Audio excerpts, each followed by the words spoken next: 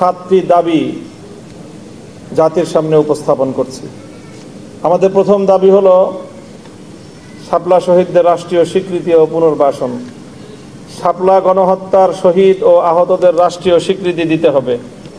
শহীদ পরিবারকে উপযুক্ত ক্ষতিপূরণ, আহতদের চিকিৎসা এবং পূর্ণাঙ্গ পুনর্বাসনের দায়িত্ব সরকারকে নিতে হবে। বিশেষ করে শহীদ পরিবার ও পঙ্গুত্ব বরণকারীদেরকে নিয়মিত ভাতা প্রদান করতে হবে। 2. পাঠ্যপুস্তকে ইতিহাস সংযোজন। শাপলা গণহত্যার সত্য ইতিহাস জাতীয় শিক্ষাক্রমে অন্তর্ভুক্ত করে নতুন প্রজন্মকে সঠিক ইতিহাস জানাতে হবে। 3. জুলাই ঘোষণাপত্রে জাতীয় স্বীকৃতি।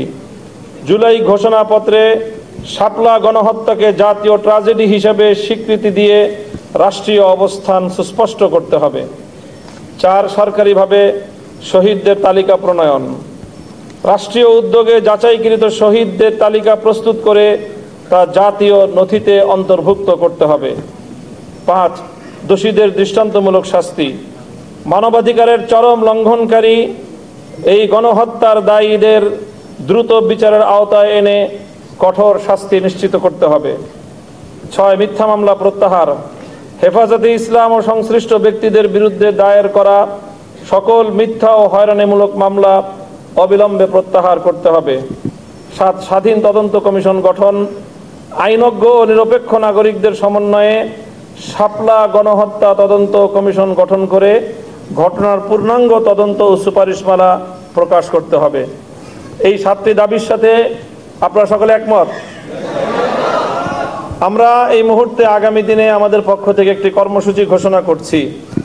শাপলা কেন্দ্রিক বিভিন্ন কাজে অংশীজনের সম্মাননা ও সম্মিলনী 2025।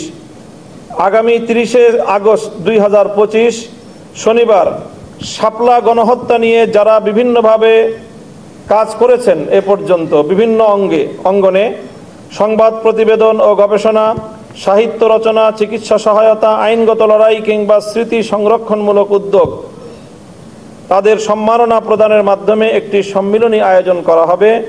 এই সম্মাননা আমাদের জাতীয় স্মৃতিবোধ ও ন্যায় বিচারের দাবিকে আরও শক্তিশালী করবে ইনশাআল্লাহ। শাপলার স্মৃতি সংসদ শাপলা চত্বরের এই চেতনাকে আগামী প্রজন্মের সামনে স্পষ্টভাবে আগামীর প্রজন্মের জন্য একটি বাতিঘর হিসেবে উপস্থাপন করার জন্য তার বহুমুখী কার্যকলাপ পরিচালনা করবে এবং শাপলায় শাহাদাত বরণকারী সকল শহীদ পরিবারদের সব ধরনের দায় দায়িত্ব গ্রহণ করবার জন্য শাপলা স্মৃতি সংসদ গুরুত্বপূর্ণ ভূমিকা পালন করবে এবং হেফাজতে ইসলামের পক্ষ থেকে শাপলা চত্বরের শহীদ পরিবারদের ক্ষতিপূরণ আদায় করার জন্য এবং রাষ্ট্রীয় ভাতা প্রদান নিশ্চিত করবার জন্য ইনশাআল্লাহ হেফাজতে ইসলামের পক্ষ থেকে কার্যকর পদক্ষেপ গ্রহণ করা হবে।